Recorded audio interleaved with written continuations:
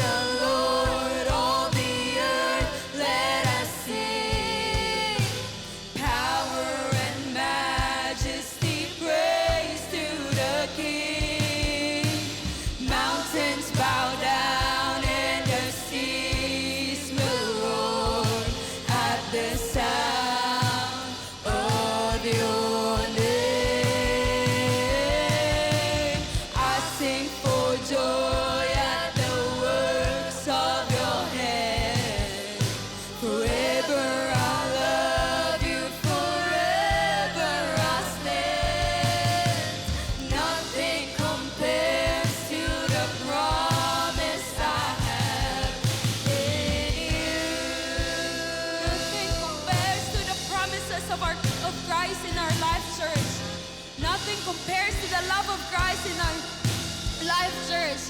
Oh, hallelujah.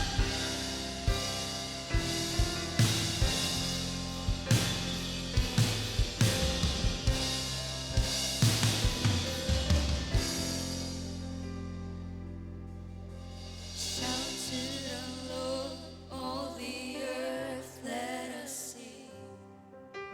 Power and majesty, praise to the King.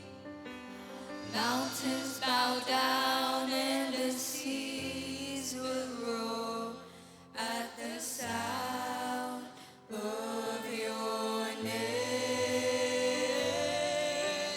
I sing for joy at the works of your hands. Forever I love you, forever I stand. Nothing compares to the promise I have. Nothing compares to the promise I have. Nothing compares to the promise I have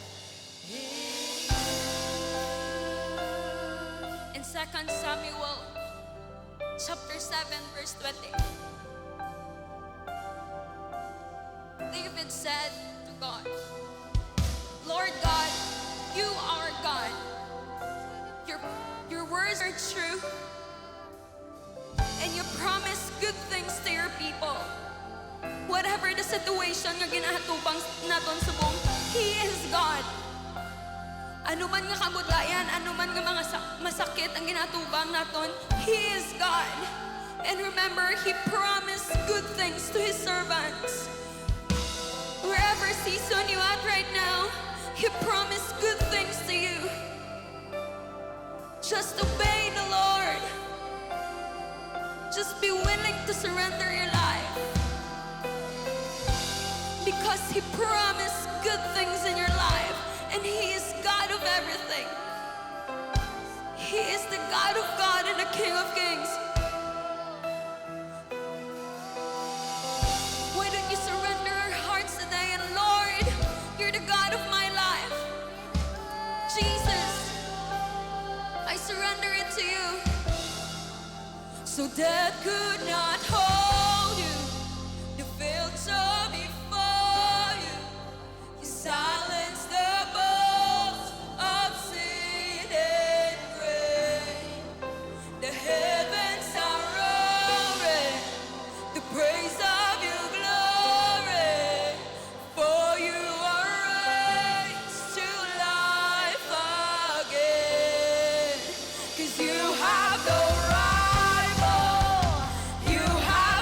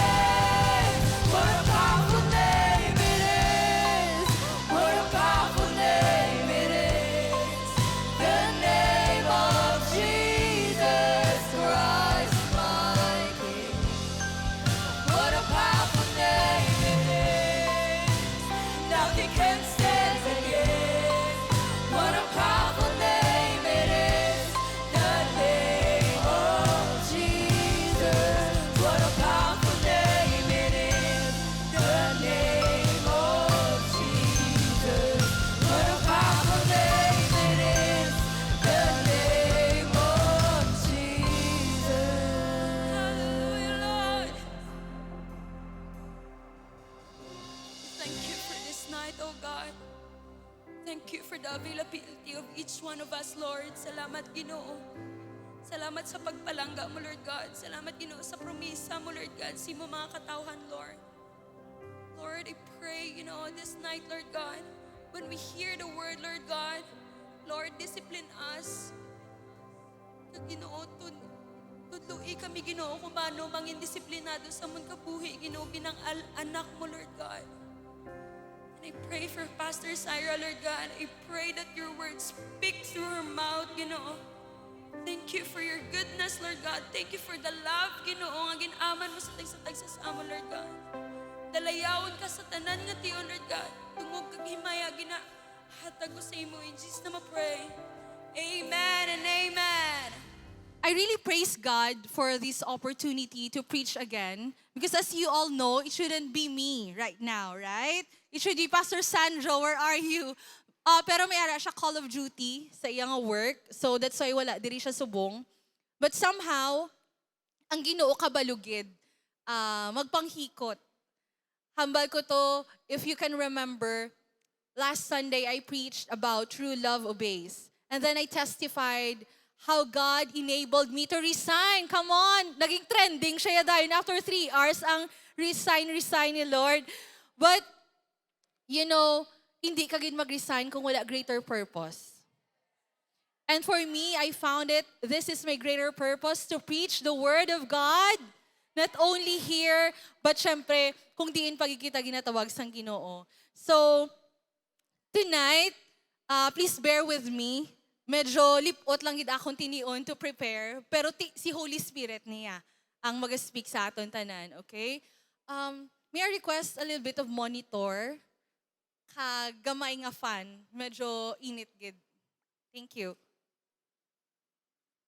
So if you have your Bibles with you, please open it with me in 3 John chapter 1, verse 2. Very simple, 1 verse lang, just like last Sunday. Isama lang to ka verse. And again, may I request everyone to please stand. Our text for tonight is found in 3 John chapter 1, verse 2. It says here, "Beloved, I pray that you may prosper in all things and be in health, just as your soul prospers." Church, this is the heart of our God. In all things, we will prosper, including physical health. Father, right now, Lord, we declare, God, we declare this word over our lives, Abba, that it will come into completion, Ginoo, ang amon understanding of your finished work, O God, and how it resonates, Lord, sa amon mga kabuhi. Lord, speak through my lips. I am a flawed servant of yours, but right now, Lord, here's my life, willing to be offered to you. In Jesus' name we pray. Amen. And we now be seated. So last Sunday, kami rakol gito. Kay wala ko tiyaging balhas. Bisan grabe na waswas ko sa babaw. Wala man ko ging hapo. Praise the Lord. And pagpanaog ko, bahado dito na ko nagbalik sa katawang lupa ko. Dugin hapo ko sa kilid, dayon daw grabe gid akon nga kapoy. And then when I went home, hama ko niya kay Praise, kay nagtulog siya daan kung gabi. Hamba ko kay natulugan siya around 8 p.m. Matulog ini siya 1 a.m. Tiway gid ko nagsala. Kapoy-kapoy na kami. And then wala pa siya nagtulog. Sambal ko, Lord, ano ako ni-speak sa Wednesday? I really asked the Holy Spirit, Lord, ano gid bala? And then, you know what?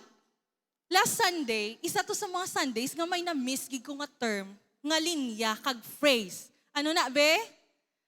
Live long and prosper! Amo na na-miss ko, kay wala na ko sa announcement mo, kag hindi na ako nag-benediction. So, amo ni ang gin-speak ni Holy Spirit sa akon that I will be sharing to you tonight. Okay? So, live long and prosper, actually, this is often heard sa isa ka sci-fi nga series or what we call nga daw franchise siyang Star Trek, right? You're familiar with this because Pastor Ryan is really telling us about this one. And of course, this is the sign of the way. Doon mo ni aton tagline, right? The way how we dismiss people, amo ni aton nga sort of blessing each other. But it is a traditional Vulcan greeting, most famously used by the character si Spock, that's portrayed by Leonard Nimoy. So nga gusto ko ni i-preach sa inyo. Because first, I can observe that people suffer physically. If you're part of the way beyond, especially the hospital ministry, almost every day, may mga pangamuyuan kita. Those people in the hospitals, those people who had their physical rest already. And on top of that, people struggle financially. And it's so sad that this issue has been one of the topmost issue nga nagadeprive sa aton or nagapapalayo sa aton sa Ginoo. Nagapapalayo sa aton sa church. But there's a promise in John 10:10. I have come that they may have life and have it more abundantly. Ito mga simple but tagus. Jesus came for you and me. He died for you and me so that we will have life. Not only plain life, but to have it more abundant, more plentiful. That's the design of God. And basa ta kagina.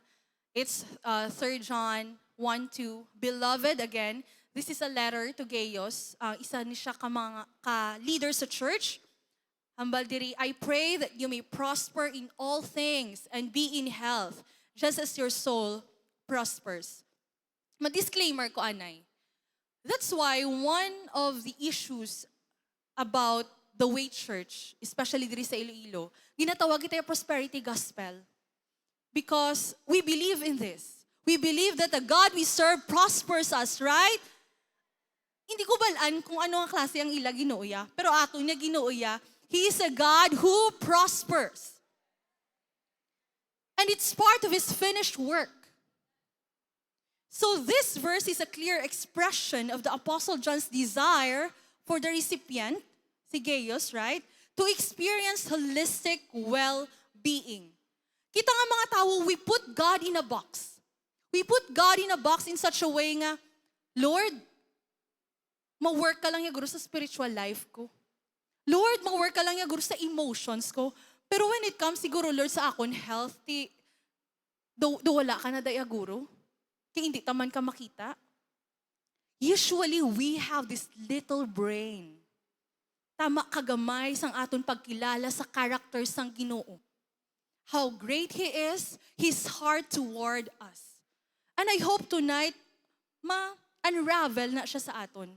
Ang tuod-tuod nga desire sang Ginoo. So ginhambal diri, prosperity in all things. This includes not only material or financial prosperity, but success, stability, and growth in all areas of our lives. Did you remember a story in which Pastor Ryan told us na may isa katao that ara siya sa sulod sang iya house. The house is different rooms. And then when Jesus knocked at the door of his house, he let Jesus came in, right? But he just put Jesus sa living room. And then, may nagsulod. Ang yawa, nagsulod na nuktok sa back door. Pagsulod sa kitchen, ging wrestle ya, naperdi siya.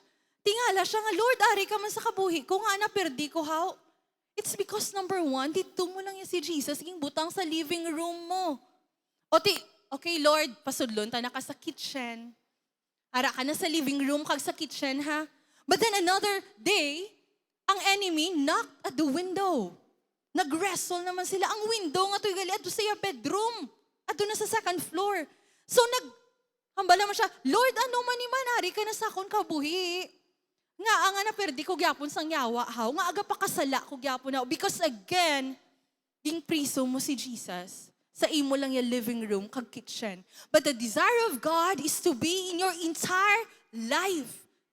In the entire room. In the entire house. The same thing dire.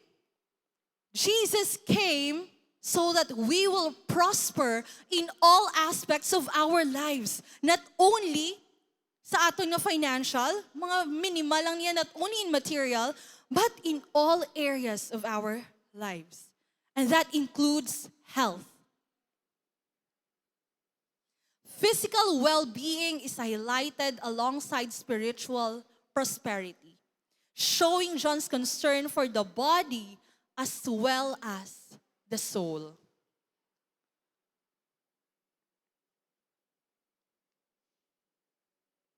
Sometimes, I'm really saddened. Nga, ang iban sa aton, I'm not sure lang ha, but ang iban sa aton ba sige na think tapagid nga ang sickness halin sa Ginoo. Naging hatag sang Ginoo ang sickness sa aton para may ma-learn kita nga lesson? Come on.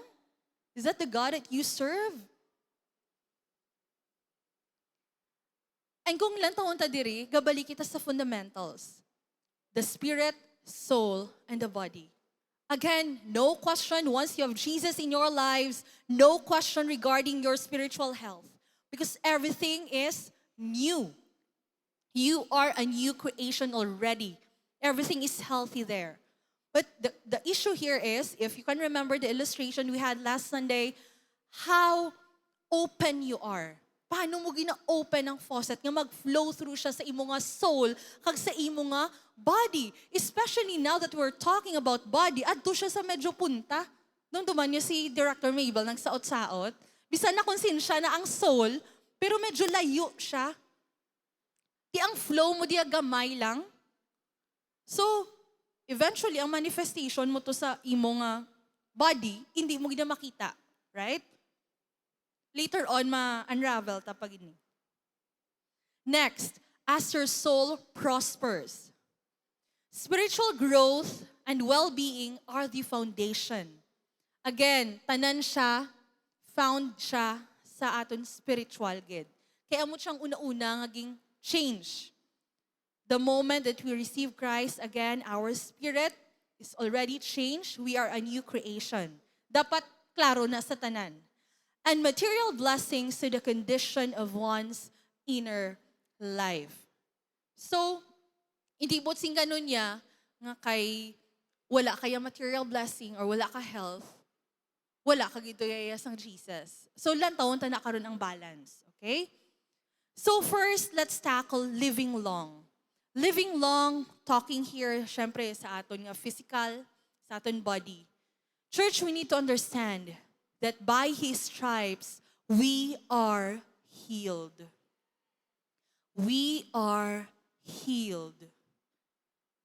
Though prophecy pa lang ni siya sa Isaiah, but it was fulfilled in Matthew 8:16 to 17, in which dira giding counter or ging sabat that specific verse answered nga that's the completion or that's the fulfillment of what was being prophesied in Isaiah 53:5.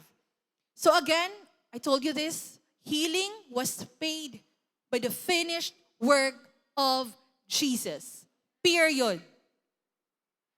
Healing was paid by the finished work of Jesus. It's a done deal, church. And this should be received by faith. Again, by faith. This is the economy of heaven. Faith. Gabalik-balik lang ta. The broken record kita, di but again, faith. Hindi mo makita ang healing sa imo lawas if you don't have faith. Physical healing is part of the atonement because Jesus not only died for sins but also purchased physical healing. Nasubuan gid ko one time last year when my father-in-law is struggling with cancer. One of the members of the family told us when we were claiming for healing, hambal niya, ang situation nga niya, beyond miracle na ni. Baw. Do kung wala ko bala respeto, bala do nami tampaon. Sorry gid, kung mabatian man ko nila, do nami tampaon. Sino imo Ginoo? Nga mahambal kaya nga this is beyond miracle. Meaning, hindi mo siya kilala eh. Hindi mo siya kilala. You never understood the heart of God. ginhatag yan ang church tanan. Again, sulit-sulit, ginhatag yan na tanan. And who you nga i-question na ang ginhimo iya para sa aton tanan. So, gamay nga study, ang hygienesis, it's be in health. Root word niya, hygienio, literally to be healthy or to be sound. Ang manabla, sound mind, sound body. This context niya refers to physical well-being but also has a figurative sense of being whole or sound in life. So, it implies that spiritual and physical health are linked. Amo ni kaginaging basa naton, just as the soul. So, hindi ta pwede mahambal. Kaya ang ibang yung theologians, gambal sila nga, ang ginanami na to is para lang sa soul or para lang sa spirit. But, nga again mention si soul, kung para lang kay soul. Kaging compare siya kay soul. So, dapat medyo grammatically, informed sa pag-intindi sini. So, meaning, ang gina-point out is the physical health, the body itself. Ari, if you're reading your Bible, Jesus healed lepers. He healed the blind. He healed paralytics. And who are we to question kung kaya ya kita i-heal or hindi? Diin ka to how? Everything that is in the Bible, may eyewitness account. There are testimonies. And even right now, damo, gina testimonies nga ma-amaze ka lang. And sometimes kita nga Christians, do ginalantaw talang na siya nga above us bala. Nga matsyag tayo ay para lang na guro sa iban nga tao, kay daw mas grabe ilay faith. We tend to compare our faith. But you know what? The time na nabaton mo si Jesus, the same lang na nga potential ang ginhatag niya sa imo kag sa akon. Tanan nga available sa iban nga tao is also available to you, including healing. We need to understand as well that Jesus healed out of compassion. In Matthew 14:14, he said there, he had compassion on them and healed their sick. It was natural for Jesus to heal. Part na siya innate nature na isang Ginoo ang mag-heal. Pero ga-heal siya with compassion. Moved with compassion, he stretched out his hand. So church, Jesus never treated sickness lightly. He responded with mercy. With mercy. Again, we don't deserve anything of this. Paano tumay mo lifestyle right now? Maybe some of you smokers ang una. Maybe some of you drunkards. Maybe some of you wala magid bisyo, pero 2 hours a day lang gatulog. Ginarason tapakisa ang tuon, pero laban Netflix. Laban scrolling. Tanan nga chismis updated ka. Pero wala ka na-inform si Jesus ng heal gali. What an irony. Church, gintagaan kita sang authority. As a believer, we have this authority that we will lay hands on the sick. Come on. Believers are commanded to pray for healing. Speak life. Command every part of your body, be healed in the name of Jesus. Even right now, church, you can do that. You can put your hand somewhere else in your body nga may pain. Even internally, you are healed in Jesus' name. Not because I am more anointed than you. Tanan kita anointed. Tanan kita may authority to heal. To heal. And other people, gina-question kita ni, ay ano ka Ginoo, manghil ka, ano ka Ginoo, come on. Hindi tadaya magpa-deceive sang lies sang kalibutan. Because we were given the command, we were given the authority to heal. Di mamangkot ka mo, why is there still suffering and sickness? If may time karon pwede kita ka open forum. You can ask questions. Hopefully may time. Kag don't expect me nga mag-waswas gid ha. Chill lang kita sa bunga. Conversational type of preaching. Because we live in a fallen world, but these can be results of sin, which includes lack of stewardship. In 1 Corinthians 6:19-20, it says here, or do you not know that your body is a temple of the Holy Spirit within you, whom you have from God? You are not your own, for you were bought with a price. So glorify God in your body. Now the question is, what are you doing with your body? Sorry, gida, do hindi ko fit nga magwali sini because I'm also preaching to myself. Gusto ko na gid mag-exercise, Lord. Tanan nga New Year. Haling guro 2010. Amo na ako New Year's resolution. Ma-eat healthy. Asa lang January 5. The next year naman, Lord. Church, the human body is presented as God's creation, His temple, and a tool for God's glory. But oftentimes we miss out the last part. A tool for God's glory. Abi tati, Lord, haliman sa imo, ti pasipakpakan ko na niya akong kabuhi. Kay true love ko no, pagustuhanay. My body, my choice. Stewardship of the body means caring for it in a way that honors Him, spiritually, morally, and physically. Because stewardship is worship. Stewardship is worship. Kung lang taong context, Paul is addressing sexual immorality in Corinth. Amo to sa 2 Corinthians nga ginbasa ta. His point is, believers belong to Christ. His Holy Spirit dwells in them. Amo ni hambal ko kagina. And therefore, we treat our bodies, dapat, it should matter. It should matter. So we need to understand, church, my body, my choice. Come on. We are not the owners of our bodies anymore. You are not your own. Because the ownership here, hindi na aton. The Spirit is dwelling within us. Redemption, we are bought with a price. We are bought with a price, church.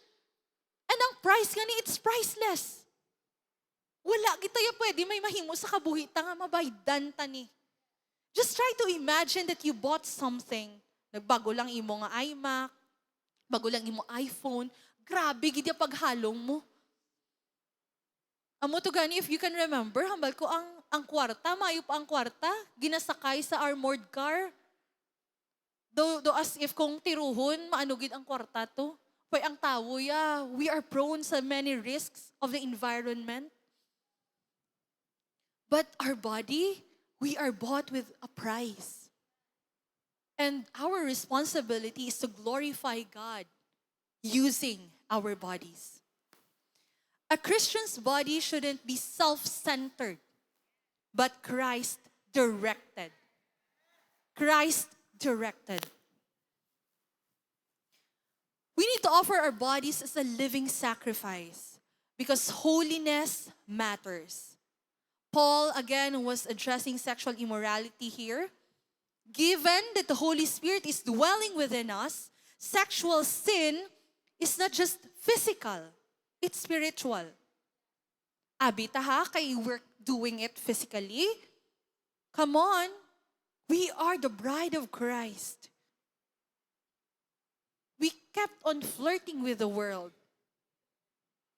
It affects our union with Christ.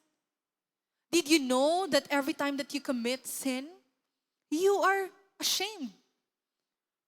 Although God will not condemn us, we were already forgiven, but kitaya ang kapalayo. And amo nang hindi gusto sang Ginoo. Hindi ka na maging open sa iya, kay may ginatago-tago ka. Our bodies are spiritually significant.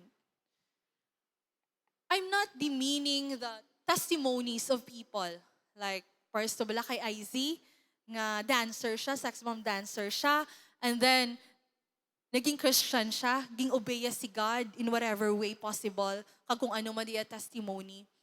But kung Christian ka na, okay na to ya, kahit tinag-Christian siya, pero kung Christian ka na, kag sige-sige kag pakasala ka, it will ruin your testimony.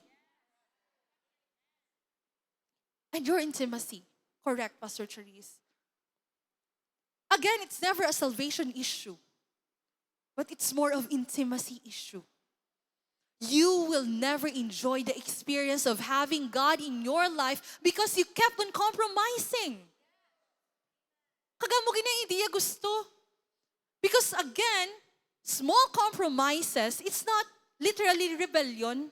Mayo pa galing rebellion mo kay klaro. May dividing line nga, I am going against that.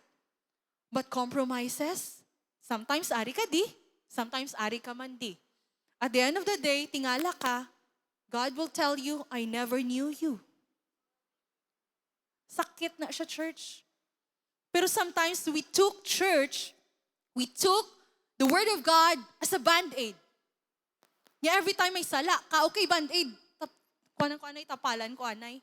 Then after sina, pakasala ka naman. Kaya doon nag-ayo-ayo na, band-aid naman. Complete healing was the desire of God for each one of us. Hindi band-aid solution. Holiness is not legalism, but honoring God's dwelling place. So again, we're not preaching here, do that, don't do this, do that, things like that. No. We are trying to open each one's heart and mind to understand where we stand. It should fuel from our identity in Christ Church. Not sa kung ano ginaubrata. Because our works, these are just results, fruit of who we are in Christ. So stewardship of health matters. But dapat may balance kita di. The body is not an idol to worship. Lain naman yung mga narcissists, nga grabe ka self-focused, tanan-tanan na lang may diferensya. Tandaan taman, church, bisan ano ang kurtis ang ilong mo, design na sang Ginoo sa imo. You were fearfully and wonderfully made. Be contented. But of course, I'm not saying nga hindi ka na gidya mag-try nga i-improve imo kaugalingon. Siyempre, panghusay ka man, pero pasensyahin nyo lang buhok ko, amo lang ginadiya kay may electric fan. Pero i-present mo man na imo kaugalingon, especially if you are in the ministry. But not to the point na doon hindi ka niya katulog, kaya ang ilong mo doon nagkiwi. So, kinanglan mo na gidya magkadto to ya sa surgeon, ya kaipakayo mo gidya. Hindi naman niya pwede, yang kay bago kariban, naipit lang to buhok mo, hindi ka nakatulog, kinanglan mo, ya ipa-straighten up na gidya. It's a different thing. And also, again, ti kay ginahambal ko nga hindi kita dapat magmuna. Basi mahambal ng mga kamo nga ti irrelevant siya sa aton spiritual life. No.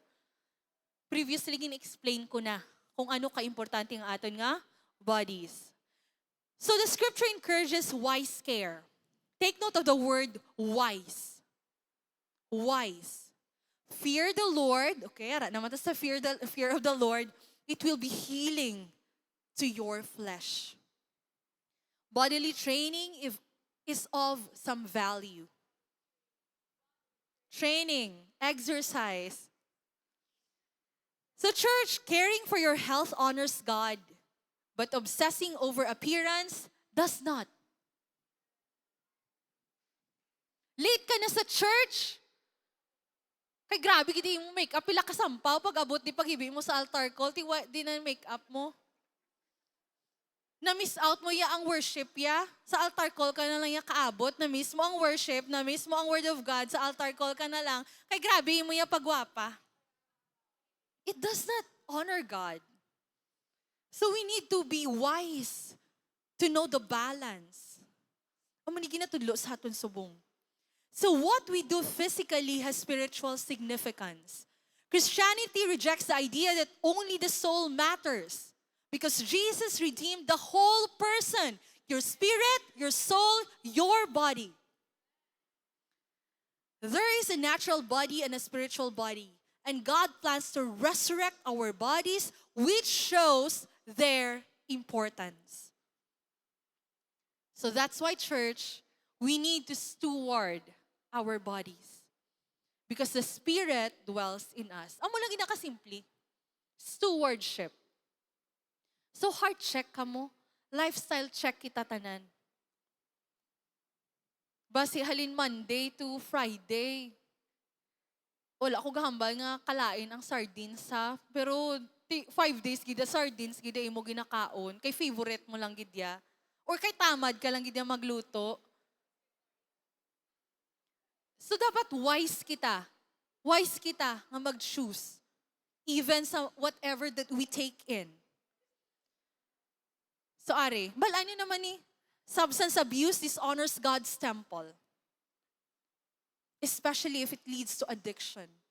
Whatever substance, alcohol, drugs, or basi ang sitirising ginhimo mo na yung sleeping pill, tingala kaya later on yung may kidney problem ka na.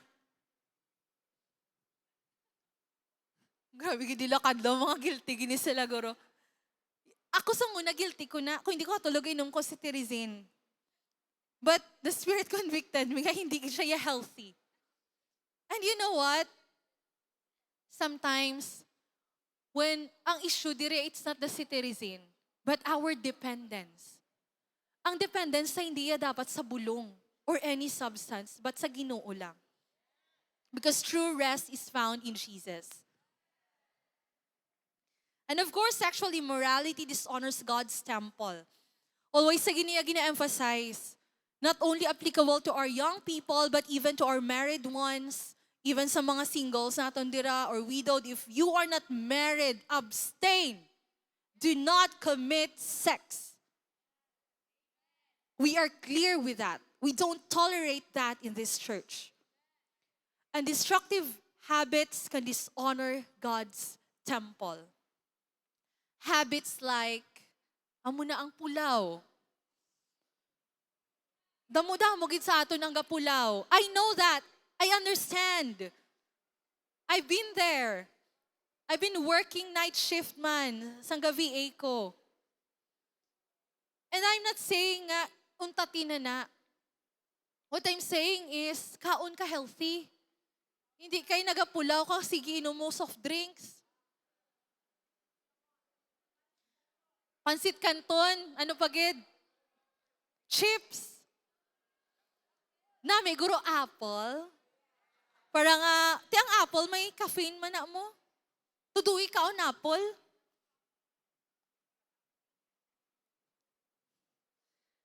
Mga little things lang ni siya, guys. But actually, if we are spiritually aware, every step sa aton kabuhi, we should be very careful. Sa mga ginapang take-in naton sa aton kalawasan. And even ang lifestyle naton. Ano pag mga destructive habits? Binutig. You're using your tongue. Pag binutig, pagpamuyayaw, slander, abita, kung ano lang ginakaon ta. Gossip. No? Kadamo gid. Guilty ta di tanan. But this is a simple reminder. Ari, there are misconceptions. May ara misconception nga if you get sick kuno, you failed spiritually. Hindi man ni siya directly proportionate or amo ginidayon. Hambal pag diri if you age, you lack faith. Ay hindi na lang tayo mag-birthday, Jerry boy. Wala ka birthday subong. Wala nagtugang imo edad. Kaya you lack faith. If you struggle physically, God left you. Come on. Jesus promised He will never leave you nor forsake you. So these are just misconceptions. Church, the Spirit's presence is not measured by physical evidence. Na-amaze ko ni Balasang, actually everything that we're talking here is founded man sa kay Andrew Wommack na teachings. And kung lantawon mo, damo-damo, gidaga disagree kay Andrew mo. Kaya ang ilaya pagpanumdom niya, it's ang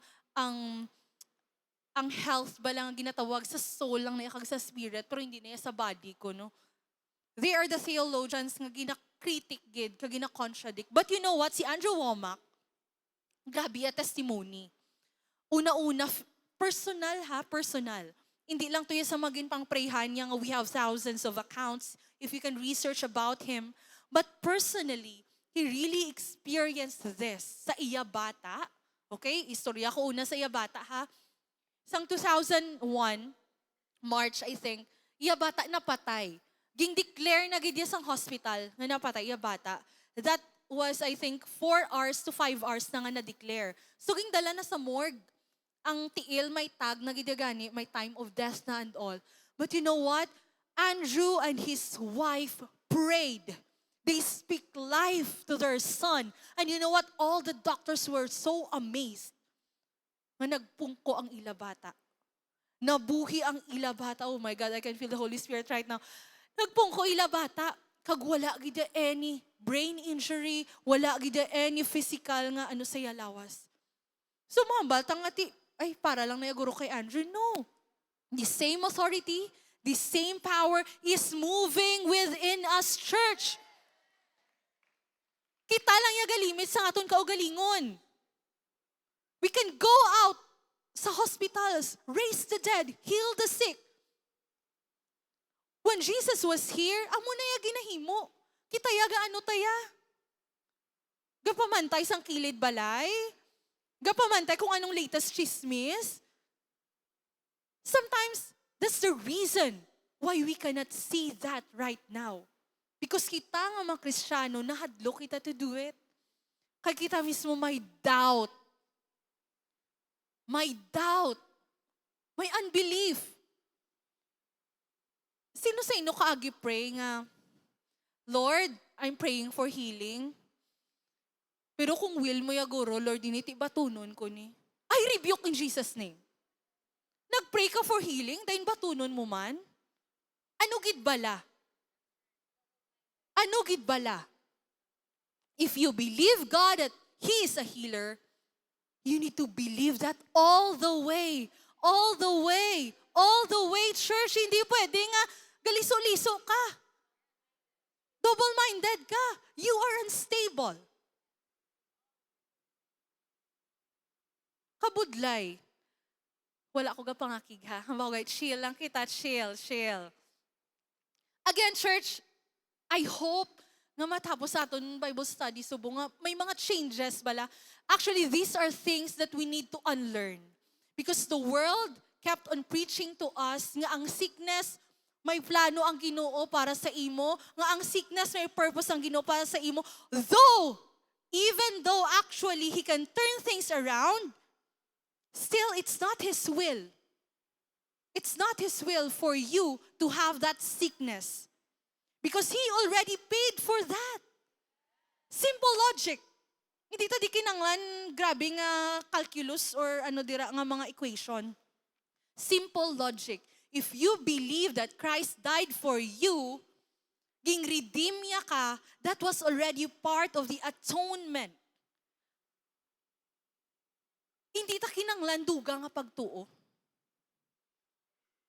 Again, it's never a question of, Lord, buligi ko, Lord, nga magdugang akong pagtuo. Ara na daya. Ang potential, ang authority, ang power, ara na within you. The question is, how do you release that? How do you release that? Here's a simple advice. Bisan hindi mo pa makita ang manifestation, why don't you thank God? Why don't you praise God? Lord, thank you for the healing. Thank you, Jesus, for the healing.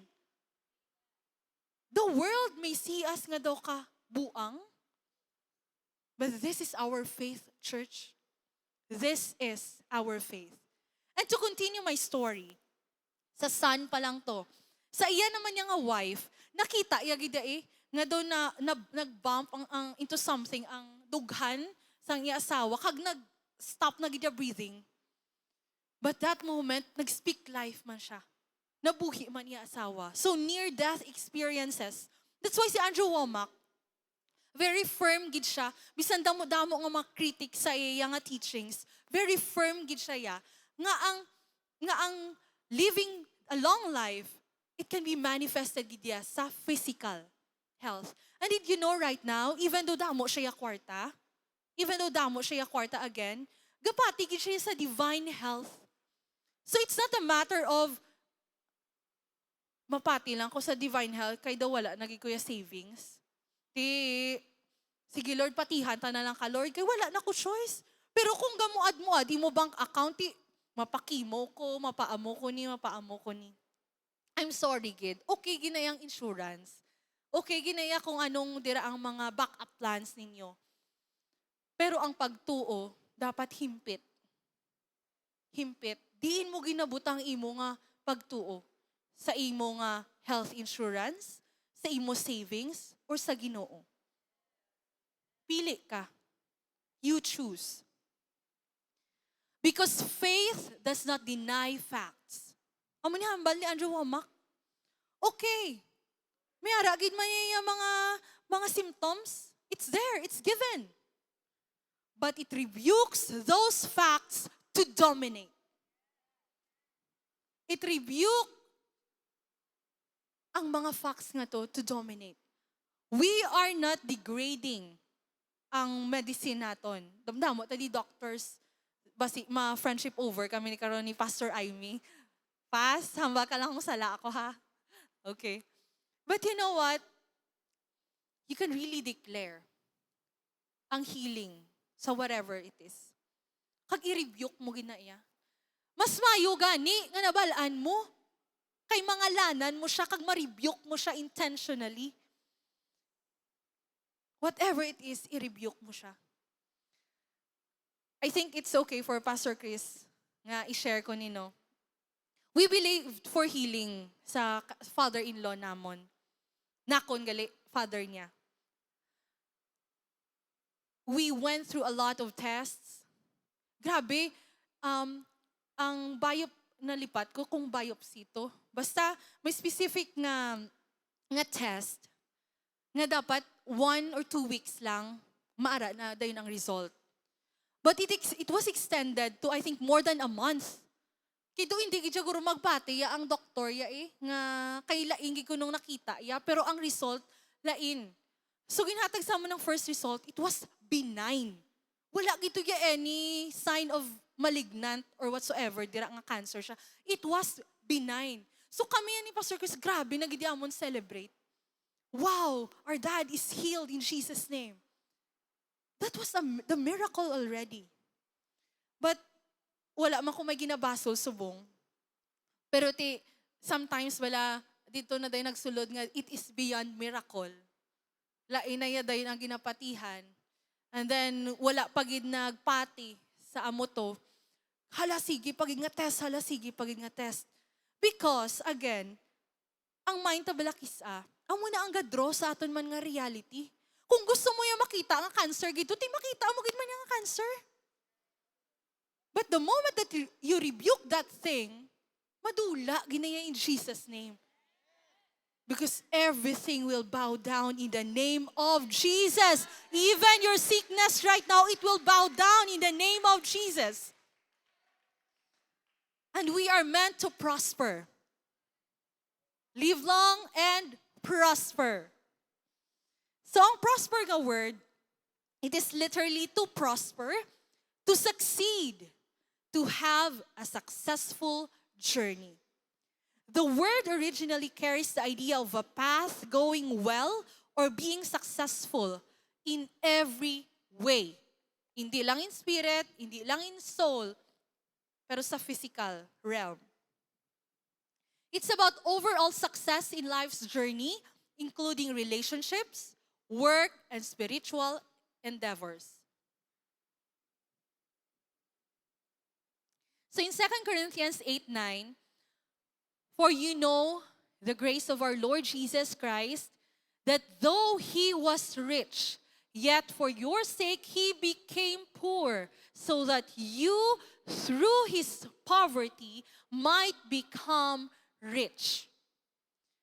Again, I am so sad nga nabuhi ako sa realidad nga ang ginahambal sa akon nga kinanglan mo gid maging pigado para maging Kristiyano. Para mapamatud-an nga Kristiyano ka dapat may pledge of poverty kagid. Gakadlaw kita, but for some, that's their life. Amo na ilay ginalive ya nga literally bala nga ibaligya mo tanan, biyaan mo tanan.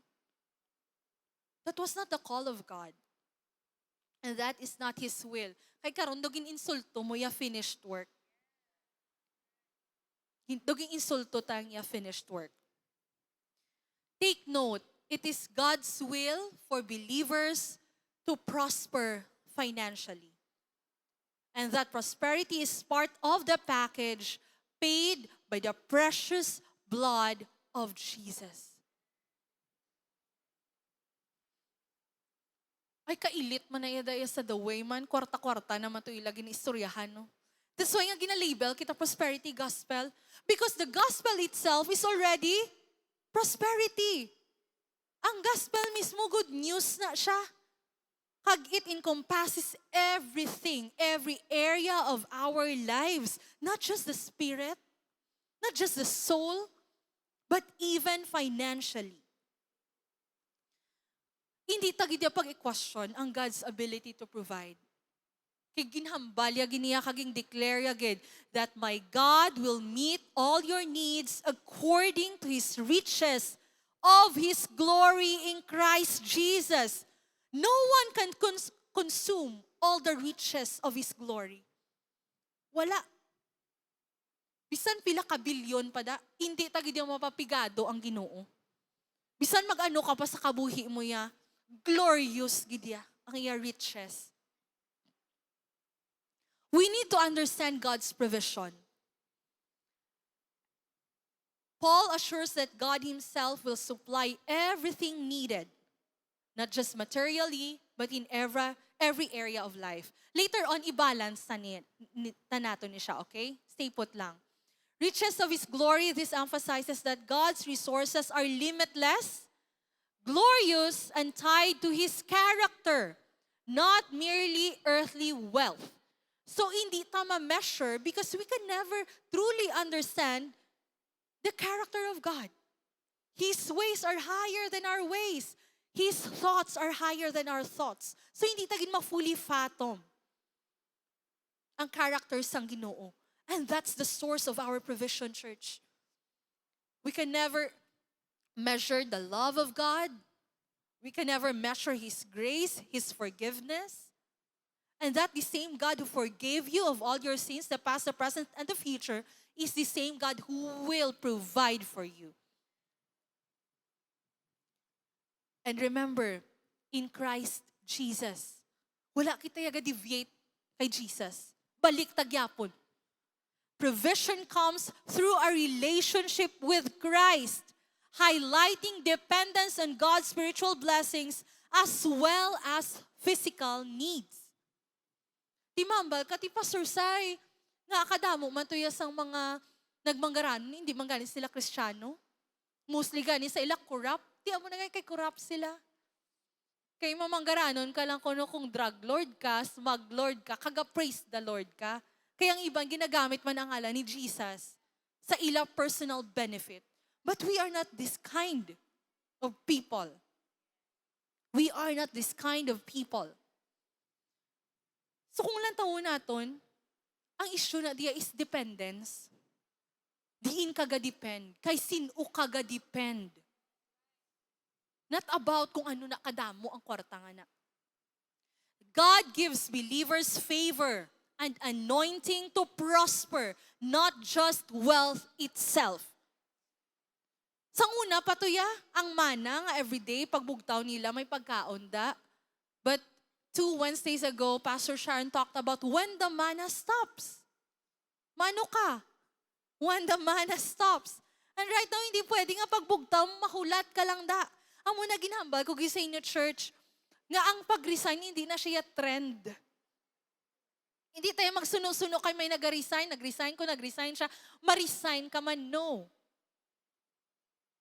This is not a call for laziness, for mediocrity, but for stewardship.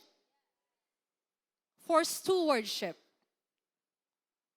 So hindi kita yung maghulat nga kay grabe gid pag tuo ko, mauntat ko obra, mapungko ko diya pagkabuas God will provide. Although He can, church. But that's not His math. Hindi na amo na ang design, hindi amo na ang dynamics ang Ginoo. Kay gitagaan niya ka again, gitagaan niya kita sang favor and anointing. Everything that we are doing right now, ang tanan nga nagaka-manifest right now, dapat involved na si man. Always na ginawali ni Pastor Ryan. Since Genesis 1:27, ang Ginoo nagka-partner sa man. Everything na makita sa subong. Tandaan ta church, are, paano ko ito ma-prove humble ko ha? In Deuteronomy 8 verse 18, it says here, but remember the Lord your God, for it is He who gives you the ability to produce wealth. And He confirms it in His covenant, which He swore to your ancestors, as it is today. Hindi takahambang nga sa ila lang to isang una because as it is today. I don't know, but I'm reading it right now. As it is today. Tandaan ta, remember the Lord your God. This is a reminder of dependence. This starts with a call to remember God. Even when experiencing success, God must be acknowledged as the source. As the source. Bisa nagpatay-patay ka, nagpulaw-bugtaw ka, nagdakuin mo sweldo, it's not your own. The skill that you have, the knowledge, the anointing, it's from the Lord. Even ang gina-earn sa inyong company, it's from the Lord. The business idea, it's from the Lord. Everything comes from the Lord. That's why we need to depend on Him. Prosperity without God leads to pride and forgetfulness. That's why, gina-remind kita sa Ginoo, choose now. Ako or kwarta?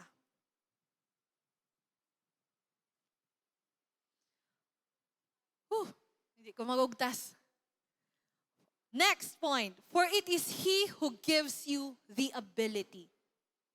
Ang ability dire sa Hebrew word, it's ko. Ko. Naara naman ta ko. Ang akon, ang kaalam ko, ang kusog ko, ang pagkatutom ko, ang kagwapa ko. Hambala ni May. This means strength, power, or capacity. But take note, human effort alone does not create wealth. God empowers individuals with skills, talents, wisdom, opportunity, and creativity.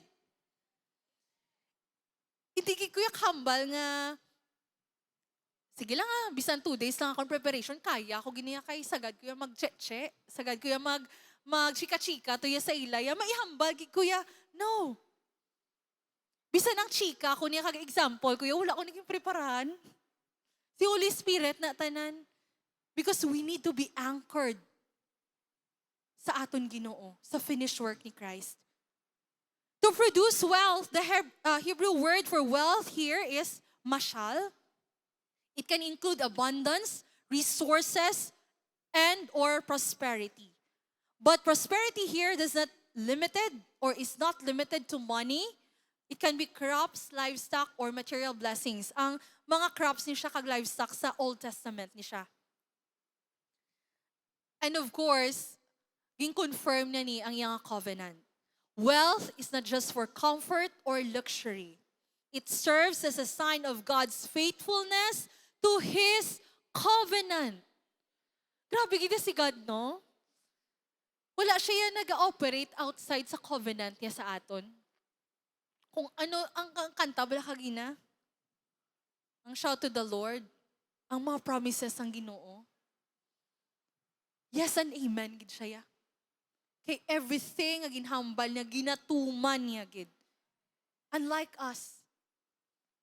Kita ya, Maagri ta subong paggawas lain naman ulo ta. Nag-decide ta subong ya, dugay-dugay, ay naglain naman. Manyapon, taupod, ay hindi na lang ko gali. Nakapareserve na, ay hindi na lang ko gali. Dasi kita mag-change. But God is consistent. He never changes. The same God who helped you before, who rescued you before, is the same God who will help you now and tomorrow. The God who loved you before is the same God who is loving you right now and will be loving you in the future. That's the kind of God we serve, which He swore to your ancestors. This is a reminder of God's faithfulness over generations. Hindi lang to yung sa mga ginpromisahan niya, but over generations.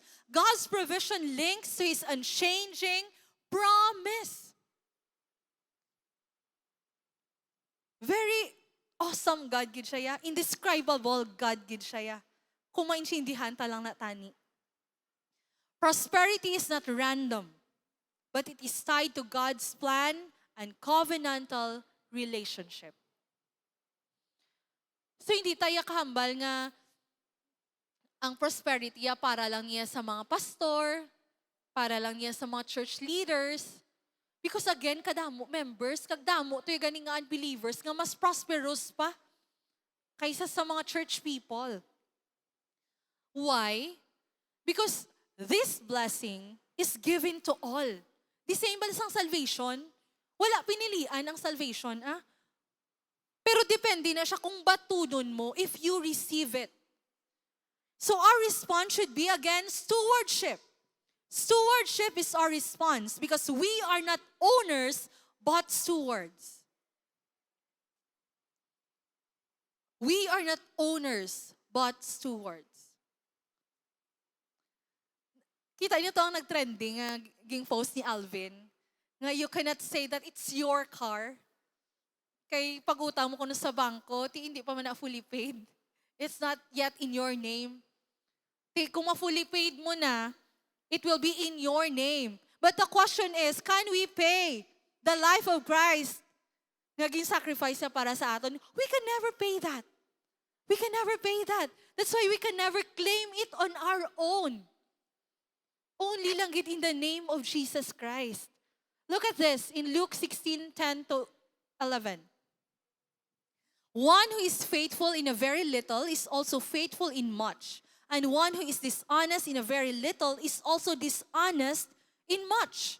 If then you have not been faithful in the unrighteous wealth, take note of this, unrighteous wealth, who will entrust to you the true riches? Church, ang unrighteous wealth na nga ginanamin na di ang money, ang kwarta. Unrighteous ang pag-define sa iya, the least among all the blessings. Pero patay-patay kita para sa kwarta. Money is not just currency. It reveals trust, priorities, and worship.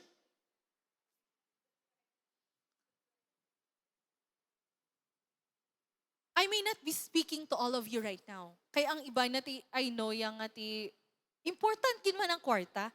That's the economy of this world. And we are living in this world.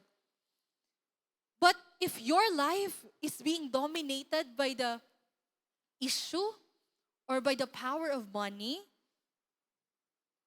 it's not the will of God. Because if God controls the heart, money becomes a tool. If God controls the heart, money becomes a tool. Tool lang gid ang kwarta. Balaan ta ni actually. Balaan ta gid ni. Personally, balaan ko gid ni. For all my life, may mga regrets man ko. Nga for how many years, gapatay bugtaw ko nga grabe gid ubra. I'm not saying hindi kita mag-ubra. Later on, i-discuss ko na. But the point is, if hindi ka nakabasa Bible, if hindi ka naka-pray, because nag-overtime ka, baka mo ubra, business and all, it's not the will of God. Gahipos na. Gahipos na sila. So we need to steward Kay tool ni siya, kinanglanta ni siya steward. Paano? How to steward? Ari na naman. Controversial naman kita ni Karon. Number 1, through giving. Through giving. Again, giving is not for everyone. But I'm giving you the chance right now to be part of this cycle of blessing that the Lord has designed. Trusting God in finances is small, but a critical test of faith. It is a baby step that precedes a greater spiritual responsibilities. Again, ding describes ang Bible ang money nga unrighteous wealth. It is the least of all the blessings. But if hindi tagani, ma-put into the right place ang list of the blessings, how can we manage ang mga greater things? Where your treasure is, there your heart will be also. Very typical, cliche siya. But this is a reminder. Din imo treasure. God is not saying nga i-withdraw mo to tanan-tanan nga savings mo. Paghihatag sa church, no. How do you steward that? Our resources are entrusted to us for kingdom expansion, not for selfish accumulation. Here's the question, church. Here's the question. We are doing our best, again, to earn. Asta diin gid. Kasubo ba lang asang una, gusto ko sweldo ko amuni. Anay na promote na ko, dahil, ay gusto ko naman amuni. It's natural for a man to have that greed in our hearts. Wala kita yung sense of contentment. Now the question is, ang mga billionaires, what's their motivation? Nga, grabe, pagigyapon ilaya nga ang mga broken family na sila, mga kabataan nila nag-rebel na, naging adik-adik na, whatsoever. Pero, sige, gyapon nga, strive for money. Hasta gidiin how ang gusto ta. Ask yourself, Abby. Mangkuton ka bisang Ginoo subong right now, Will, pilagi gusto mo nga sweldo para nga alagaron mo ko? Ikaw, Rain, pilagi na gusto mo nga sweldo para nga maka-attend ka consistently sa midweek Bible study? Kung mag-amo ng Ginoo, may sabat kita. Basi kung nga hatag ni God, more naman. Abi tayo bisa Ginoo bidding. The highest bidder wins. Hindi amo na church. Dira giginatest ang aton tagipusoon.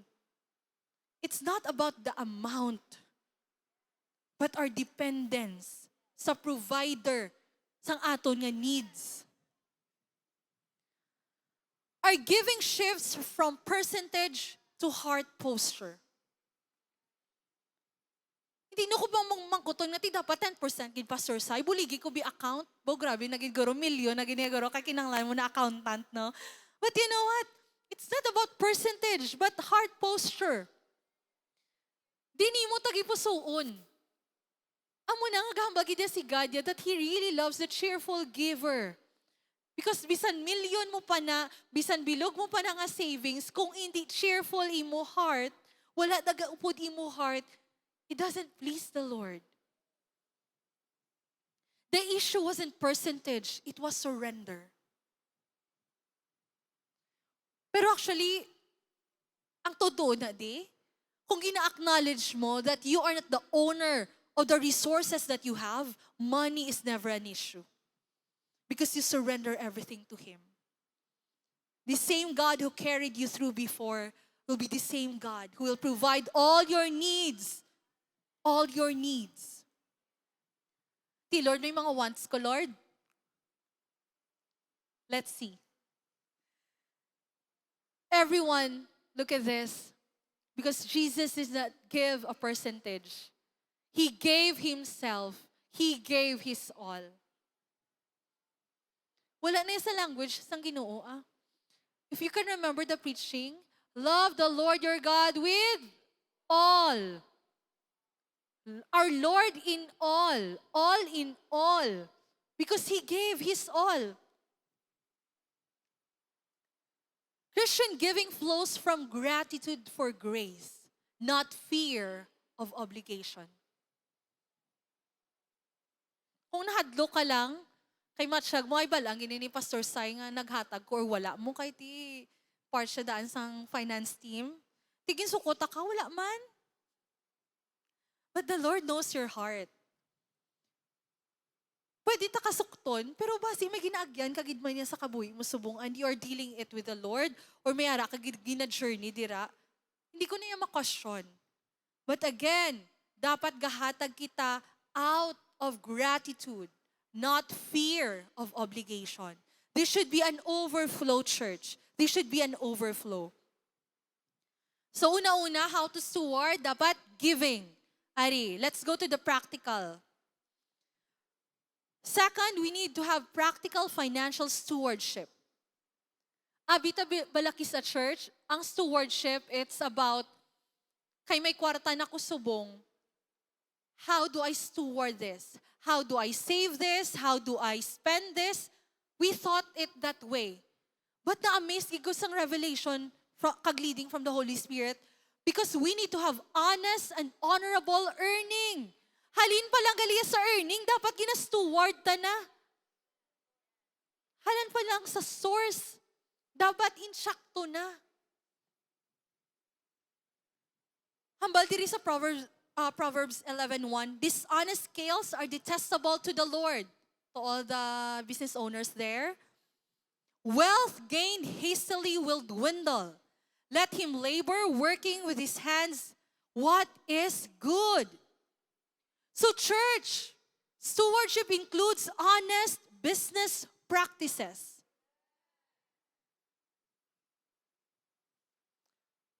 Okay, Pastor, except sa tax. You know what? In tax, hambal nila ko no, change, God, and tax are the only constant thing in this world. Well, at some point, as long as may government, gid man niyang tax because it's the bloodline of the government, ang tax. Kaya hambal nila, it's for the people and by the people. For them lang guro eh. But anyway, damo gid yung ways how to minimize your taxes. Hindi kita yung mag-evade sang tax. I'm not saying kinanglan gid ya dapat nga what you call this? Dapat gid ya kung pila gito ya amugin na iya. Again, may mga ways na subong para nga ma-minimize naton in a legal way. In a legal way. Ari pagid, refusing corruption or exploitation. Diri ko na diya isulod, nga kinanglan mo na mag-resign. Kay may revealed will si God mo, ang revealed will, that's His moral will. And parts ng moral will is anti-corruption, anti-fraud, anti-dishonesty. If you're already part of the system that is corrupt and you are participating on that, it is not God's will for you. Resign. Hindi kay irason mo lang ang pag-resign kay natamad ka na ya. Kung nakapoy ka na. Hindi amo na. Lantawa ang moral will ni God. Sometimes nabudlayan kita, I understand. I've been there. Tuod-tuod, gina church, I've been there. Nga makita mo gid super face, gid up front gid sa tubang mo yang may corruption. Ano imo himuon? Kaya kada, hindi ka magpirma eh. Hindi ka magpirma. Ang question is, i-report mo, i-ano mo? I did that. I reported it. Pero ang auditors wala may ginhimo. Because that's already their system. Sad reality. Sad reality. But the question is, will you continue want to see yourself? Paano imo testimony? Nga part kada. Amo na always ko ginahambal, especially sa mga gina-disciple ko. Ang independence bala, it can be in mind, kag dapat in appearance man siya. As auditor, sa amon na, bawal kami nga auditors makipaghalubilo sa amon clients. Nga makaon-kaon kamo to sa restaurant together, bawal kami na. Because again, bisan in my mind, I don't have any bias, but in appearance, the way how people see it, may ara ginaiya. So be careful. That's why ginhambal sa aton, as Christians, we are living a double standard kind of lives. Maguba aton testimony. Amo na nga dapat careful gid kita. Ay grabe, gid dapat huli gid kita diya. It's a journey, church. It's a journey. Kag buligan gid kamo ni Holy Spirit. Buligan gid kamo sang Ginoo paano kamo makagwa sa amo na nga toxic nga environment. Ethical work. Ethical work. Siguro hindi na di sa atin applicable, but like in US, wherein abortion is okay lang yan sa ilaya, kag may mga iban nga lugar nga okay lang sa ilang abortion. If you're part of that, kag ti mo, ya kwarta-kwarta lang man eh. Come on.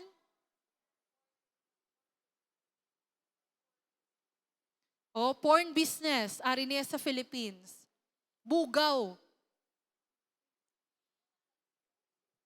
Sige lang ga-edit malang ko. Sige lang ga-post malang ko. Sige lang ga-ads malang ko. Come on. You are participating in the work of the enemy. Resign. I'm sorry, Gid. It's so hard for me to preach this. Kaya I know nga, damo gid maigo, but this is the word of God. Hindi tani pwede i-bend.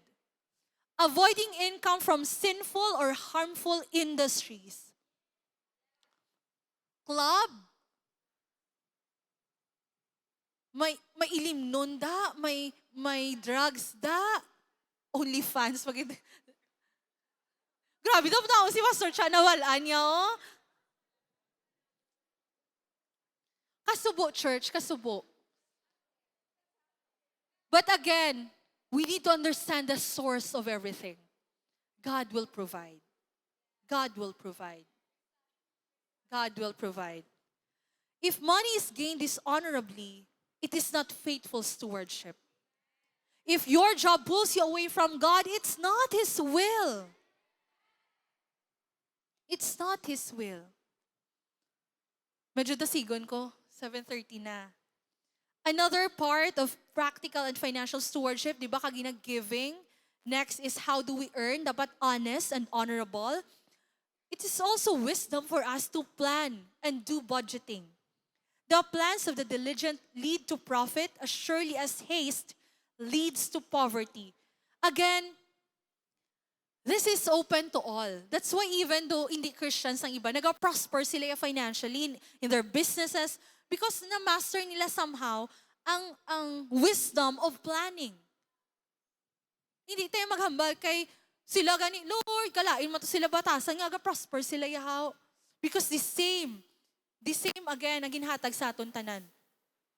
Jesus teaches about counting the cost before building a tower. Dapat kabalot na mag-perceive. Part of the planning is calculation.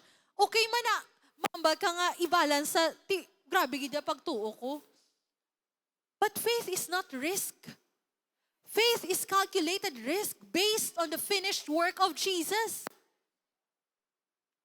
Balaan mo gid that when you enter that kind of contract, kurap na ang imo daupod.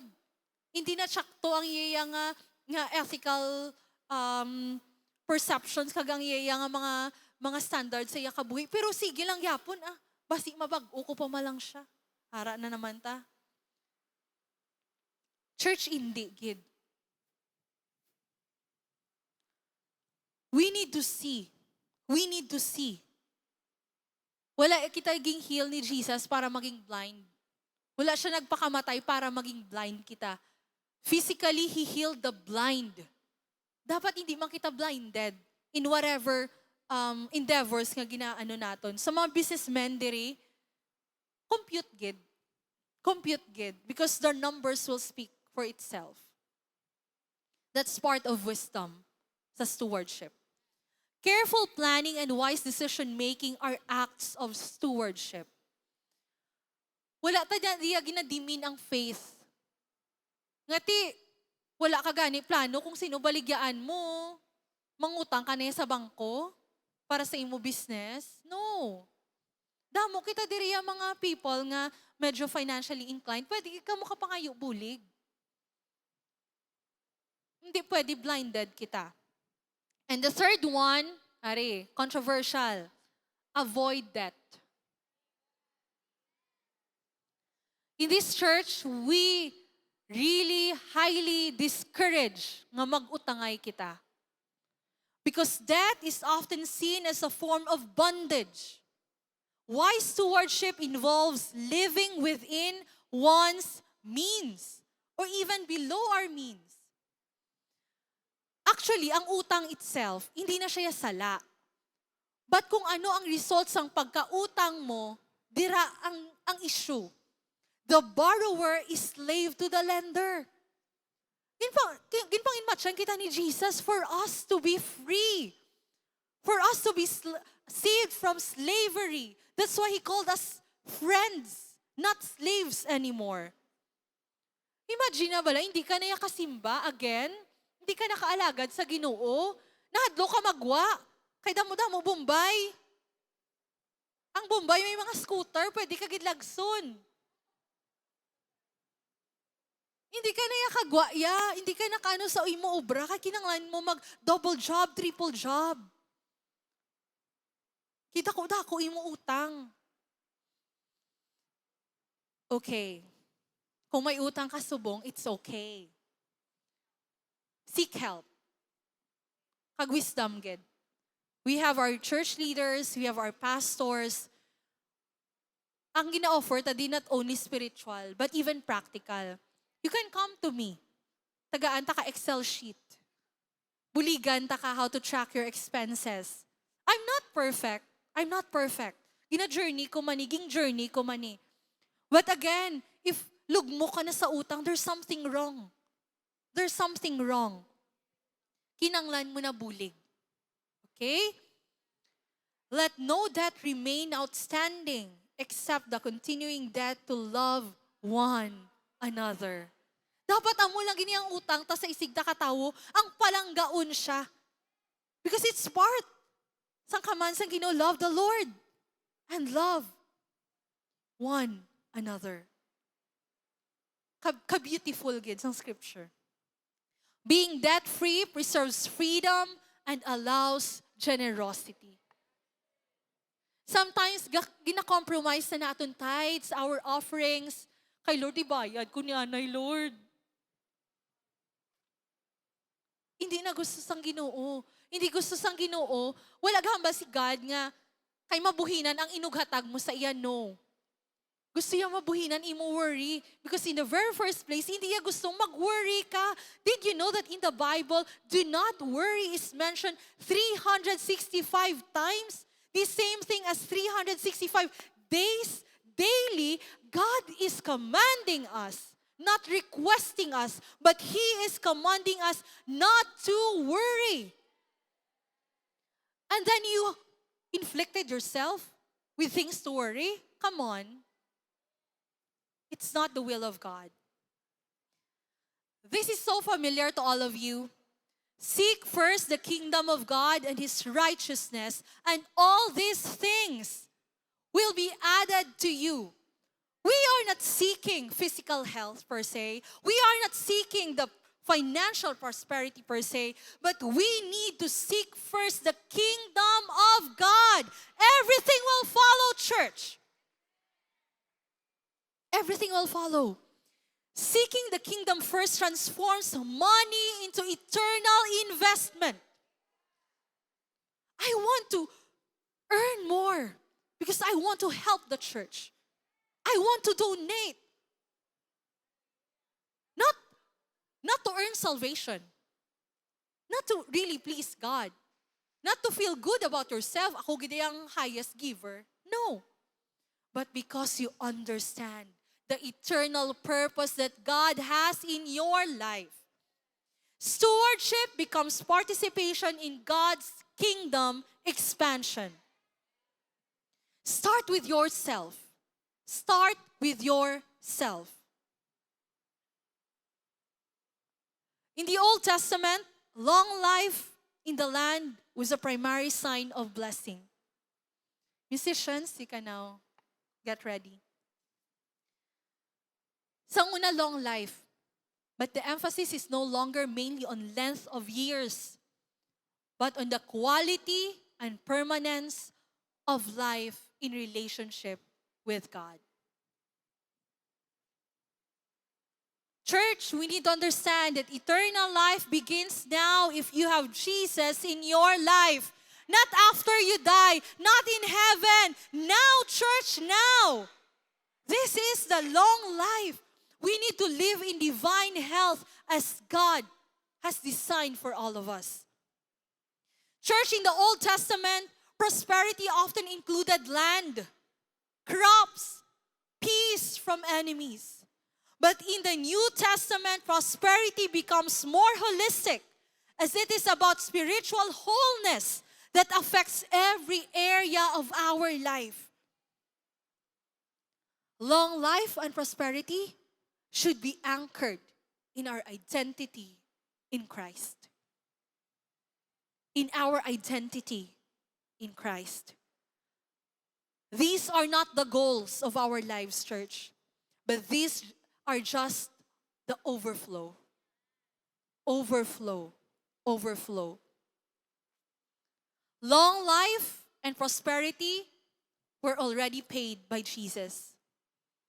We need to understand that grace provides, but it is faith that receives. Di mamangkot ka mo, Pastor Sai, grabe man ako nga pag-manifest.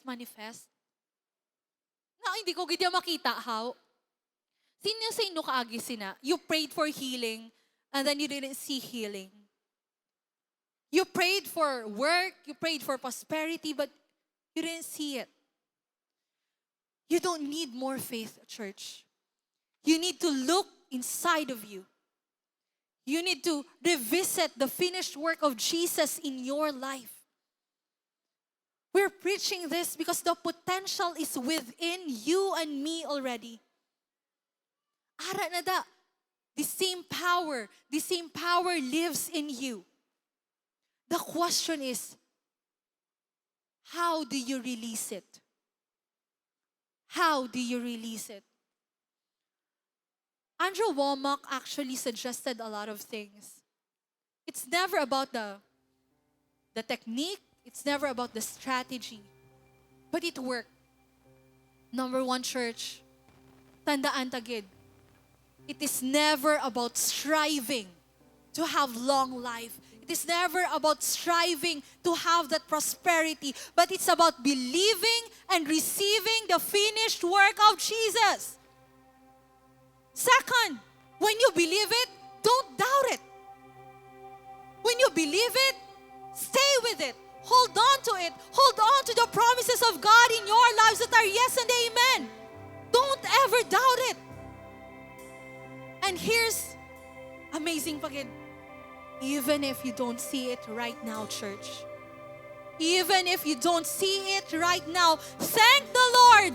Say, thank you, Jesus, for the long life. Thank you, Jesus, for the prosperity. Thank you, Jesus, for the healing.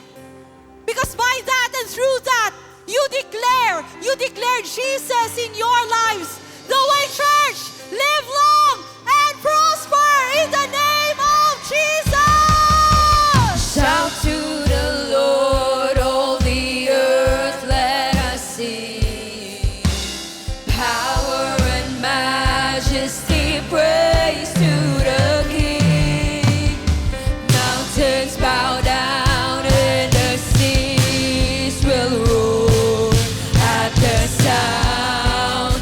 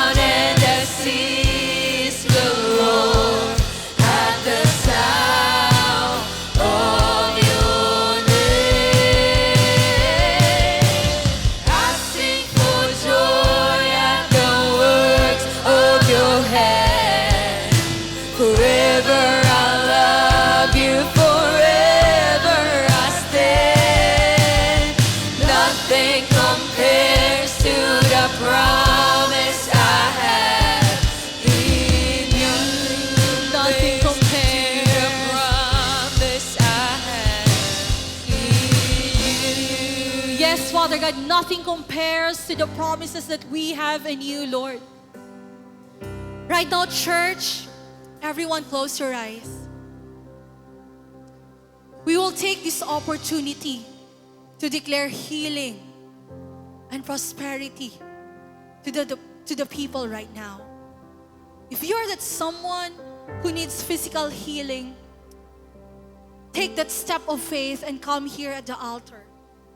We have the pastors and leaders to pray for you. Come on. Don't mind ang imo neighbors. If you are that someone na may confusion, maybe you're struggling with depression, you're struggling with anxiety, come forward. Come forward. Jesus is calling you. Draw near to me. Draw near to me, church. Oh, Jesus, if you're that someone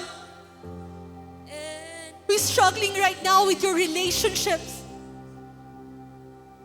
your relationship with your children, in your marriage, in whatever kind of relationship, if there's unforgiveness right now, come forward and ask God for healing sa imo tagipusoon and for you to have that forgiveness to them. If you're that someone who's trying to do your best to change your life, if you're that someone nga gusto mo makakita ubra, come forward and ask the Lord. Ask the Lord for the kind of work that will please Him. If you're that someone who is struggling with your business, may mga business decisions ka nga daw hindi mo gusto himuon, pero kakatan kaging nga himuon, come forward. Jesus is calling you to surrender everything to Him right now. If you're that someone who wants to decide to live that divine health that God has designed, have that commitment right now. Come forward. Maybe you're that someone who's not giving yet, who is afraid to give because nahadlok ka nga mawadan. But right now you have decided in your heart that you want to start this eternal investment in the Lord, in the kingdom of God. Come forward and declare that financial blessing in your life right now to flow in the name of Jesus.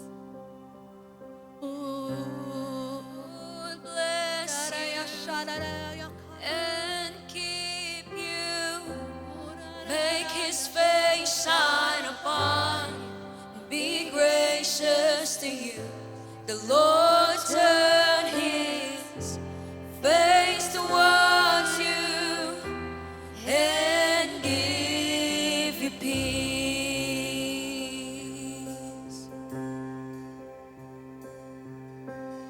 Amen.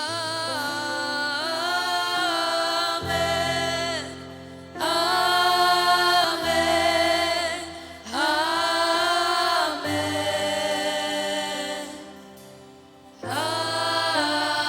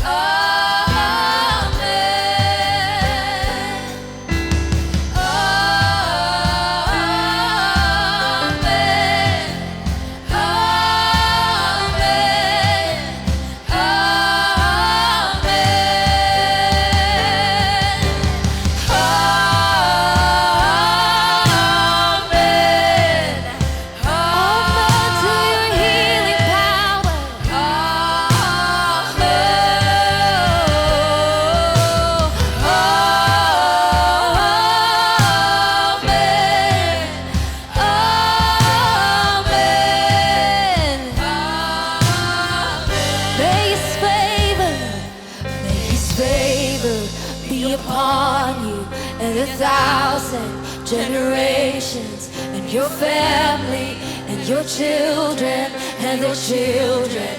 And may His presence be found and 1,000 generations, and your family and your children and their children.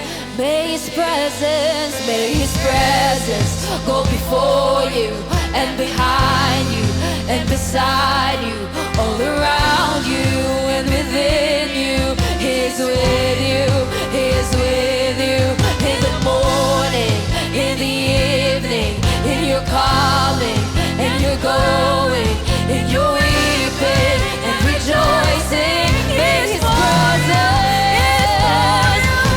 presence go before you and behind you and beside you, all around you and within you. He is with you, He is with you, in the morning, in the evening, in your coming, in your going, in your weeping and rejoicing. He is for you, He is for you, He is for you, He is for you, He is for you, He is for you, He is for you, He is for you. That's all declare.